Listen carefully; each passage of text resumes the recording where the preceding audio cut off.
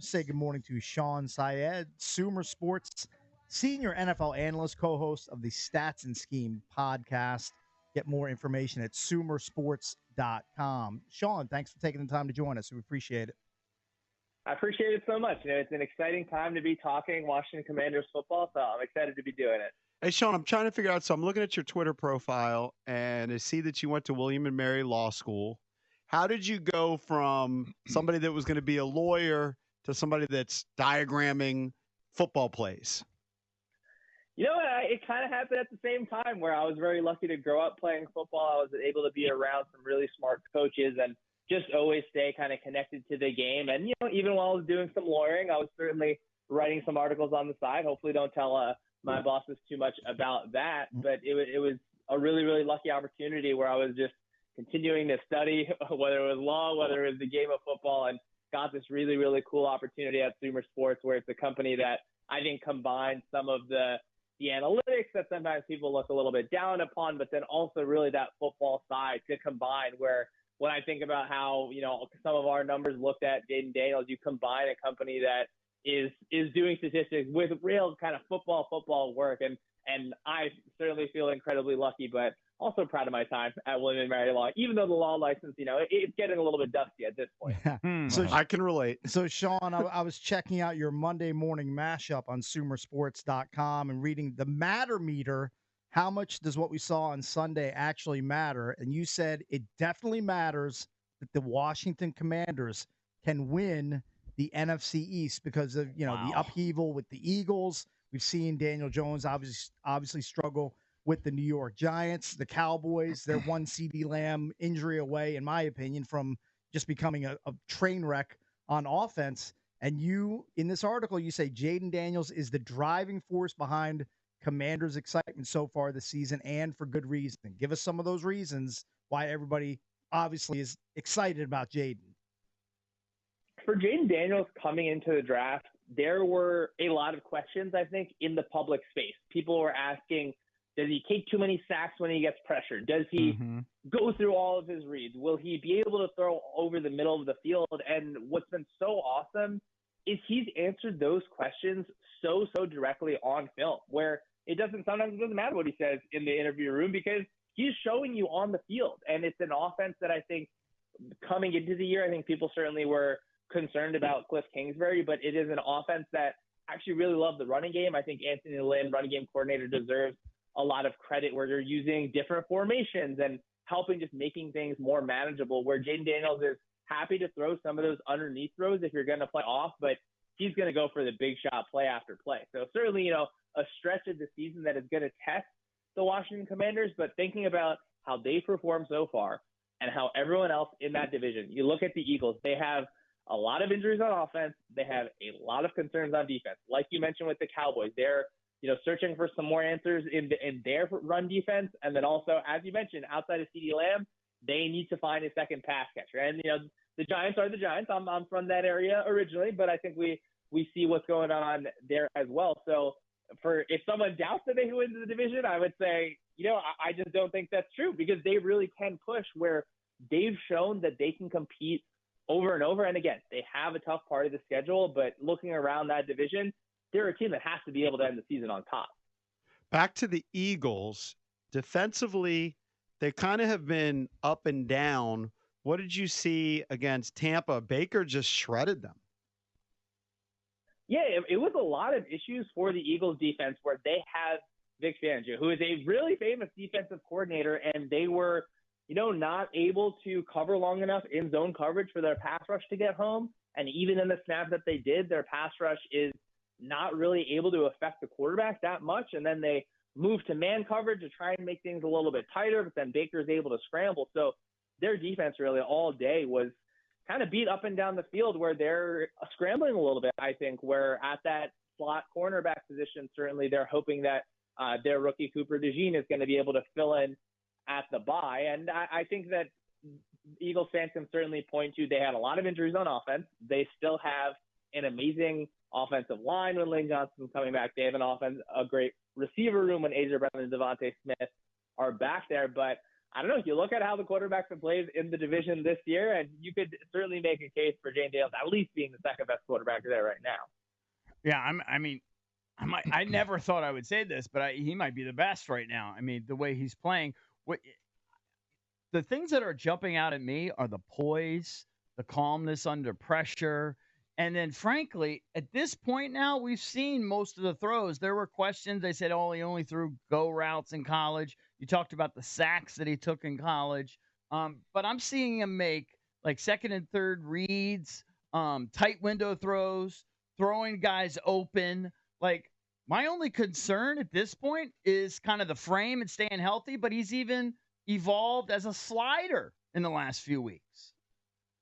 It's so impressive because when you watch a guy's college tape, and sometimes you just don't see them use it in a certain way. And now look, you think about Jayden Daniels, you think about how Malik Neighbors looks for the Giants. If I had Malik Neighbors on my team, all I would do was throw vertical throws to him too. Yeah, and you got right. Brian Thomas Jr. there too, who looked great in Jacksonville. So like, I don't blame Jayden Daniels for what his film looked like at LSU, but you do ask yourself, okay, is this because of the team? Is this because the guy can't do it? And I think you face that maybe for some other rookie quarterbacks, but he's just answered the questions so emphatically. And it is, of course, you're 4 weeks into his rookie campaign, and he's hopefully has, of course, a very, very long career, but he's improved every week.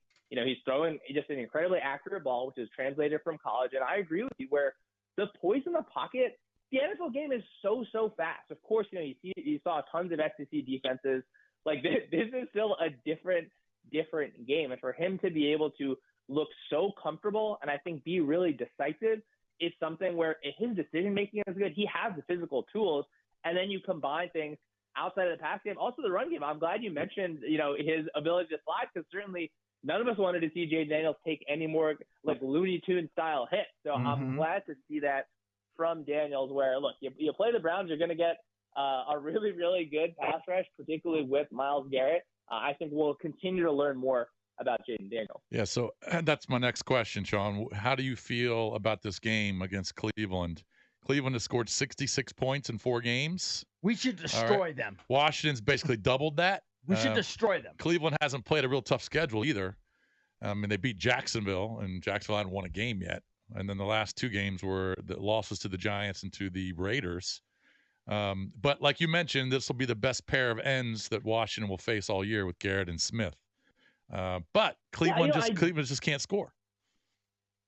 Yeah, and look, if you can't score, you can't win in this league. And Cleveland has certainly really struggled on offense in a lot of different ways. I think their quarterback situation is pretty rough right now. I think that they're kind of trying to find answers around it. And then when we think about the Cleveland Browns defense, which is very good, and they're going to even I think by some of the numbers, they're maybe a little bit closer to league average this year. When you have Myles Garrett on your defense, it's still going to be a good defense. So I think finding different ways when I think about how the Cowboys treated the Browns, where you're moving the pocket, you're just finding different ways to really literally run away from Myles Garrett because he can ruin your game. At the same time, I've been pretty impressed with this Washington offensive line, where I think coming into the year, I didn't like project this as a unit that was going to really impress me but even like against Arizona, a lot of those guys look really good, certainly in run blocking, but also in pass blocking. So I'm not saying, hey, let's play one-on-one football with Myles Garrett all the time, but I do think this is a game that Washington should win. And I think coming into the season, for me to look at this and say, hey, Washington should be favorite, I think that's really exciting. Just now, this is a team that should be able to compete consistently, where I feel very good about the offense, where after 4 weeks, I think you're looking at some of their numbers on really like a historic 4-game pace, and things will level out a little bit. You have some concerns about the defensive side of the ball, but I think that those issues may not show themselves against this Cleveland offense. We're joined by Shawn Syed, SumerSports senior NFL analyst, co-host of the Stats and Scheme podcast. You can read his work at SumerSports.com. So you talked about scoring points. That's the name of the game. That's how you win in the NFL in 2024. And no team was better at it in the first 2 weeks than the Saints. They poured 91 points out in 2 games. The last 2 weeks, not so much. 36 points in 2 losses. How do they regain that magic that they had in the first 2 weeks? What do you see happening there in New Orleans? Yeah, the Saints had this really, really great start against Carolina, against Dallas, against maybe defenses that aren't the top defenses in the league, but they did a really good job taking stress off of their offensive line, where they get against the Eagles in that Week 3 matchup where the Eagles really just beat them up kind of up and down the field because the Eagles found ways to make them block one-on-one. And it's really hard to do that in the league, and it's particularly hard to do that when you have some holes at the offensive line. But, I think Clint Kubiak has had a really good start where they're a team that is going to kind of get into heavy personnel. They're going to kind of pull everyone together and force you inside and then run a play action pass past you. So, you hate to have the Chiefs on the schedule whenever you're a team that wants to bounce back. We'll see them all together on Monday night. But I do think the defense in New Orleans is playing well, where they didn't even let up an offensive touchdown against the Falcons in that loss. And I think Derek Carr has shown throughout the season that he's been able to be a positive player. You, of course, have a really good receiver in Chris Olave, someone in Rashid Shaheed who is really, really fast, but also just a quality player. So I think that, you have to continue to pound through at that run game. Alvin Kamara has had a good year. Sometimes that takes a little bit of stress off of your offensive line, and that can help you set up some of those play action passes where they're certainly hoping to get those back on track. What are your thoughts on the Niners offense? Looks like McCaffrey's going to be out, if not, for a considerable part of the season, maybe for the entire year. He's got tendonitis in both Achilles, not good. Jordan Mason's been a really good backup, but he's carried the ball a bunch. So if he went down, they're relying on a rookie, Isaac Guerendo. Debo's been hurt. Ayuk hasn't done anything. Kittle made an unbelievable catch last week, a touchdown catch, but he's been banged up. So, they're 2-2, but the Seahawks can score, and the Seahawks lead that division right now. Your thoughts on the Niners going forward? When I watch the Niners film, I'm really, really most impressed with what Brock Purdy is doing. You mentioned all of those injuries, and for a lot of these quarterbacks, it's sometimes you can't take them out of the situation because it's not like all their players are going to get hurt. And then it happens to the 49ers where Kyle Shanahan has to draw up things around a lot of different players. So I do think seeing how Purdy is connecting with Juwan Jennings. Juwan Jennings has 2 straight games with these amazing catches. I do think San Francisco can continue to have a high-end offense, obviously because of their offensive coordinator, Kyle Shanahan, which I know everyone's so familiar about in Washington. But Purdy is showing the ability to operate within the system. But then when things break down, he can be a positive player. Now, he's not going to be Jayden Daniels outside the pocket by any means, but if you're in that system and then now you're able to add on a little bit, and look, it's fun watching quarterbacks grow. I think sometimes I'm a little bit hard on quarterbacks, just like, I want them to get better. But Purdy is really kind of incrementally, it feels like he's adding to his game after game and over multiple seasons to a place where I just think the 49ers offense is still going to be good. Now, of course, it doesn't have the same high-end ceiling when you're missing Christian McCaffrey, who might be the best running back in the league, and you have so many guys banged up. But I do still think that from an offensive end, they're a high-quality unit. And then you have top-end players on the defense between Fred Warner, between Nick Bosa, who their defense, I think, has continued to fall off just a little bit by a little bit, but they still have stars that can end the game for you there. Hey, Sean, if you are Shane Steichen in Indy, do you toss the keys to Joe Flacco with Anthony Richardson dealing with this hip injury? I mean, he's got problems finishing his NFL games. I mean, the guy just gets injured a lot in his short NFL career, and we've seen Flacco. He did it last year in Cleveland. He comes in and he has an immediate grasp of the offense. He just obviously looks better passing the ball than Richardson at this point. What do you do if you're in Indy?